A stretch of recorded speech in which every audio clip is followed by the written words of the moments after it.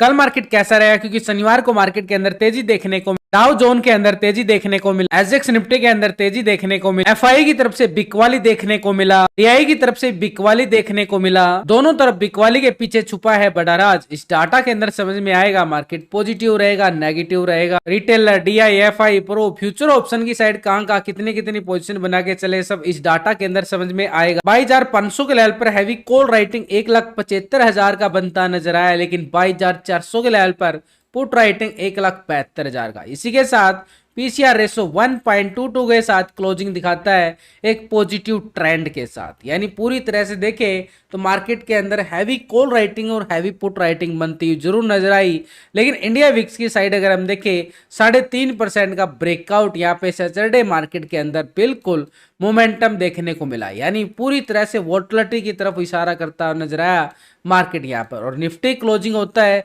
ठीक फिर से एक साइडवे ट्रेंड गैप अप के साथ ओपन होता है, नीचे गैप को फिल करता है और नीचे से फिर रिकवरी। यानी बाजार की जो मोमेंटम रिकवरी चल रही है वो पूरी तरह से बाई ऑन डिप्स। थोड़ा सा नीचे हल्का करेक्शन दिखाता है मार्केट, दोबारा से नीचे से वापस रिकवरी आ जाती है कॉल साइड मूवमेंट के लिए। यानी बार बार मार्केट का जो मूड बन रहा है एक बाई ऑन डिप्स का। यानी ये इलेक्शन वोलेटिलिटी है जो मार्केट के अंदर हैवी दिन प्रतिदिन बढ़ती चली जा रही है, क्योंकि इंडिया विक्स भी 20 के लेवल के अबाउ क्लोजिंग दिखाने में कामयाब, जो कि मार्केट के लिए पूरा खतरा बनता हुआ नजर आ रहा है इंडिया विक्स की साइड, क्योंकि इतनी बड़ी भयंकर वोलेटिलिटी काफी दिनों महीनों के बाद देखने को मिली। एफआई की साइड से देखें और डीआई की साइड से, दोनों ही यहाँ पे पहले फ्राइडे सेशन के अंदर एक बुल बनते हुए नजर आए थे, लेकिन सैटरडे शनिवार का जो मार्केट था वो करीबन 2 घंटे का एक सेशन था, एक स्पेशल ट्रेडिंग सेशन। यानी प्राइमरी मार्केट से डिजास्टर साइट पर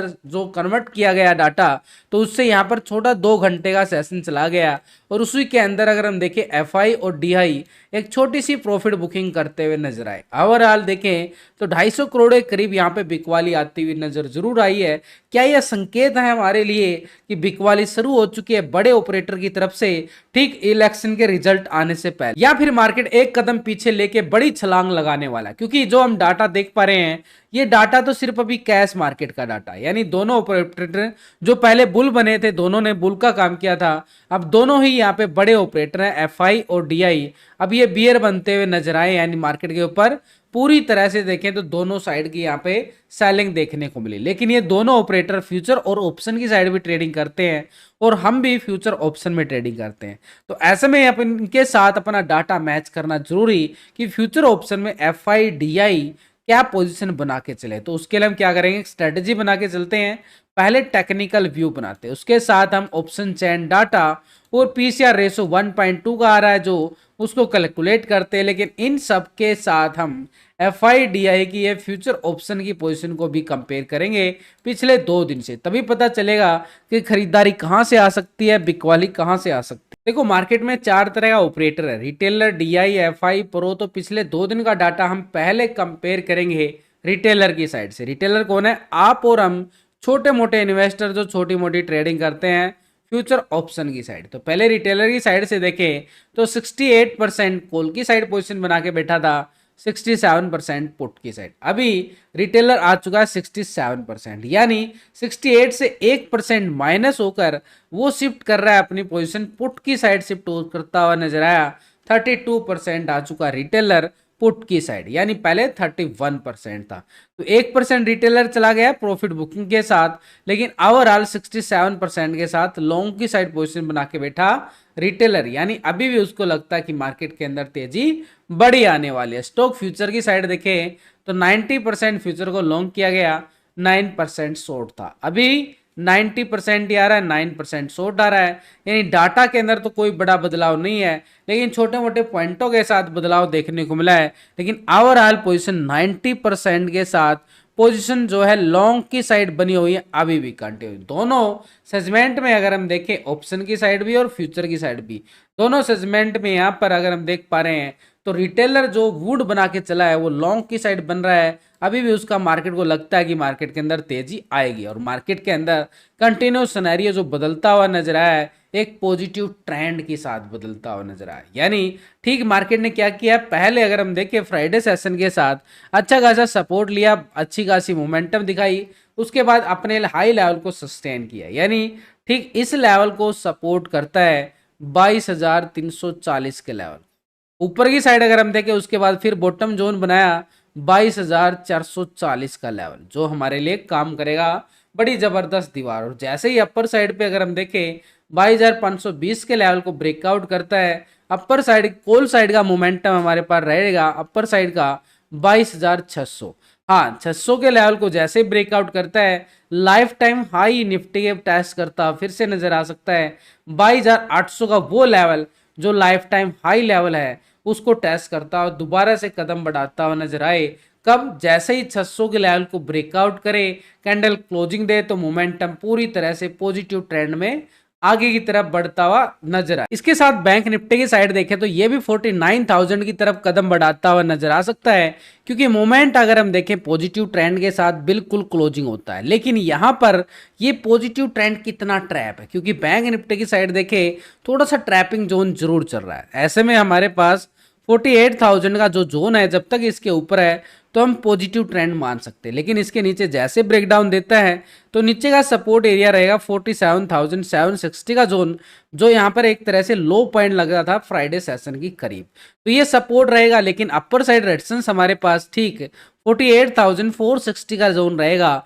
और जैसे ही 460 के लेवल को ब्रेकआउट करता है कॉल वाले एक्टिव हो जाएंगे पूरी अच्छी मूवमेंट के लिए। ठीक 49,000 की तरफ कदम बढ़ाता हुआ बैंक निफ्टी नजर आए। यानी मूवमेंट के अकॉर्डिंग तो मार्केट के जो लेवल आपके सामने नजर आ रहे हैं ये पूरे लॉजिक के साथ मैंने लास्ट की वीडियो के अंदर बताए गए हैं, कैसे मार्केट सपोर्ट लेता है, कैसे रेजिस्टेंस, ताकि आप सीख सको और फिर किसी की टिप्स लेने की जरूरत भी ना पड़े। लेकिन इसके साथ अगर हम देखें जो मोमेंटम हमें एफआई डीआई की साइड से देखने को मिला है, डीआई की साइड से काफी दिनों के बाद एक बिकवाली फिगर करीबन 150 करोड़ की बिकवाली कोई बड़ी बिकवाली नहीं है। इससे पहले 19 अप्रैल को डीआई की बिकवाली देखने को मिली थी करीबन 50 करोड़ के करीब। अभी अगर हम देख पा रहे हैं पूरे इतना महीने जाने के बाद अप्रैल का महीना करीबन 19 अप्रैल के बाद अब दोबारा से ठीक 18 मई को यहाँ पर एक बिकवाली, एक महीने बाद बिकवाली आई है डीआई की 152 करोड़ की। क्या ये फ्यूचर ऑप्शन में भी कर रहा है?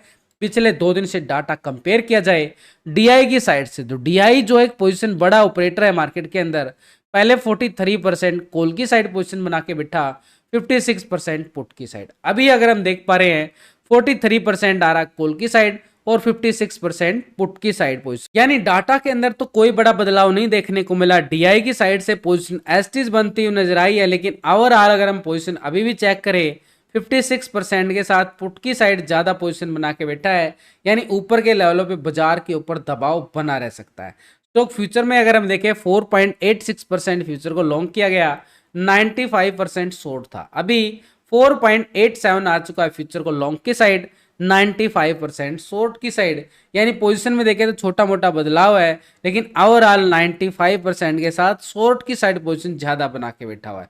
दो सेगमेंट में अगर हम देखें जो डीआई की पोजीशन नजर आ रही है एक नेगेटिव ट्रेंड में नजर आ रही है, यानी ऊपर के लेवलों पे दबाव हमें बार बार दिखता हुआ नजर आएगा। तो ऐसे में मार्केट के ऊपर जाने वाला है या नहीं, क्योंकि रिटेलर लॉन्ग साइड बैठा हुआ है। तो ऐसे में एक बार ग्लोबल मार्केट की तरफ नजरें डाल लें, वहां से क्या संकेत नजर आ रहे हैं।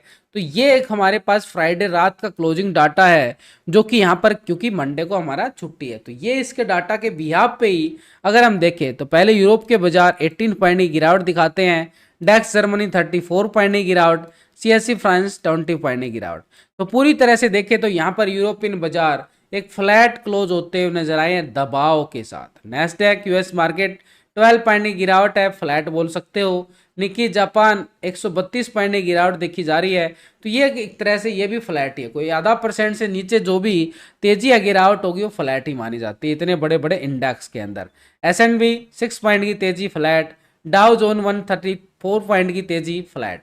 तो पूरी तरह से ग्लोबल मार्केट हमें क्या संकेत दे रही है, फ्लैट होता हुआ नजर आया, यानी मार्केट के मूवमेंट के अकॉर्डिंग देखें तो मार्केट पे दबाव तो जरूर है, लेकिन ऐसे में एक बड़ा ऑपरेटर है जो बड़ी भूमिका निभाता है मार्केट के अंदर, इसकी पोजीशन मार्केट का गेम बदल रख देती है। वो कौन है? एफआई है बड़ा ऑपरेटर। इसकी पोजीशन हम 2 दिन से कंपेयर करके जरूर चले। तो पहले पोजीशन कंपेयर करें तो 28% पोजीशन थी कॉल की साइड, 71% पुट की साइड। अभी 28% ही आ रहा है कॉल की साइड, 71% पुट की साइड। डाटा के अंदर कोई बड़ा बदलाव नहीं, छोटे मोटे पॉइंटों के साथ बदलाव। ओवरऑल पोजीशन 71% के साथ पुट की साइड, यानी डीआई नेगेटिव है, एफआई नेगेटिव आता हुआ नजर आया। तो फ्यूचर में देखें तो 53.62% फ्यूचर को लॉन्ग किया गया था, 46% शॉर्ट। अभी 53% ही आ रहा है, 46% शॉर्ट, यानी डाटा के अंदर यहाँ कोई बड़ा बदलाव नहीं है। छोटे मोटे पॉइंटों के साथ अगर हम देखें ओवरऑल पोजीशन 53% के साथ लॉन्ग की साइड पोजीशन अभी बनी हुई है यहाँ पर एफआईआई बड़े ऑपरेटर की।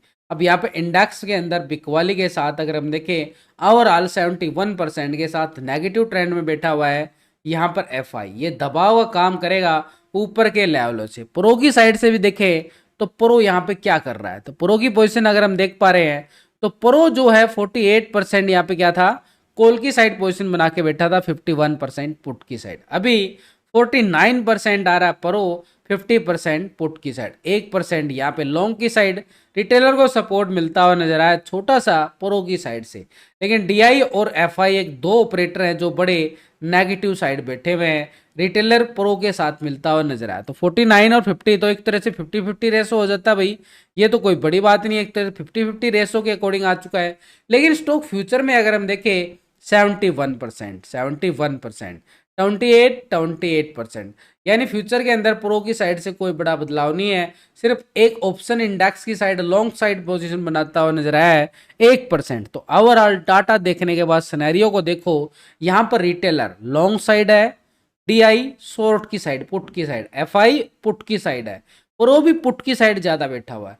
तो तीन ऑपरेटर अभी भी बिकवाली का दबाव बनाए हुए हैं। जब तक ये तीन ऑपरेटर बिकवाली का दबाव बनाए रहेंगे तो ऊपर के लेवलों से भारी मार्केट के अंदर दबाव देखने को मिलेगा, लेकिन नीचे से सपोर्ट भी मिलता हुआ नजर आएगा, क्योंकि यहाँ पर एक तरह से एफआई एक ओवर सोल्ड जोन में है। उधर से थोड़ा सा सपोर्ट रिटेलर का, थोड़ा सा सपोर्ट यहाँ पे प्रो का। तो पोजिशन के अकॉर्डिंग देखें टेक्निकल ब्रेकआउट भी है जो हमारे लिए सपोर्ट का काम करेगा। तो इसलिए हमारे लिए जानना बड़ा जरूरी हो जाता है कि मार्केट में आखिर होने क्या वाला है। इतनी सारी खिचड़ी जो बना दी है मार्केट ने, तो यहाँ पर अगर हम देखें चार ऑपरेटर की यहाँ पर कहानी ओवरऑल मार्केट की संकेत दे रही है एक संभावना के तौर पर कि मार्केट एक रेंज बॉन्ड की तरफ और इशारा कर रहा है, क्योंकि ग्लोबल मार्केट से ही बड़े ऑपरेटर संकेत नहीं नजर आए हैं। तो ऐसे में टर्निंग पॉइंट जो लेवल बने हैं वो काम करेंगे बड़े वाले। ये है टर्निंग पॉइंट सबसे बड़ा लेवल जिसकी मैं बात करूंगा 48,460 का जोन, ये अपर साइड पे। इसी के बाद है भाई बड़ी वाली मोमेंटम। लेकिन अगर इस दायरे में रहता है ये दायरा हमारा प्रीमियम को डीके करेगा। ये नीचे सपोर्ट 48,000 का जरूर रहेगा। लेकिन निफ्टी की साइड अगर हम देख पा रहे हैं तो निफ्टी के पास 22,520 का वो लेवल जो सैटरडे को हाई लगता हुआ नजर आए, इसको ब्रेकआउट करता है तो 22,600 की तरफ कदम बढ़ाता हुआ नजर आए एक संभावना के तौर पर 22,600। लेकिन सपोर्ट के लिए 22,440 का रहना बड़ा जरूरी निफ्टी के लिए। ऐसे में पूरा डाटा देखने के बाद, टेक्निकल व्यू समझने के बाद, ग्लोबल मार्केट से डाटा अपडेट चेक करने के बाद जो स्ट्रॉन्ग मोमेंटम बनता हुआ नजर आ रहा है कि मार्केट का ट्रेंड परी ओपनिंग के लिए क्या रहने वाला है, एक साइड वे ओपन की तरफ और इशारा करता हुआ नजर आ रहा है पूरा दिन मार्केट।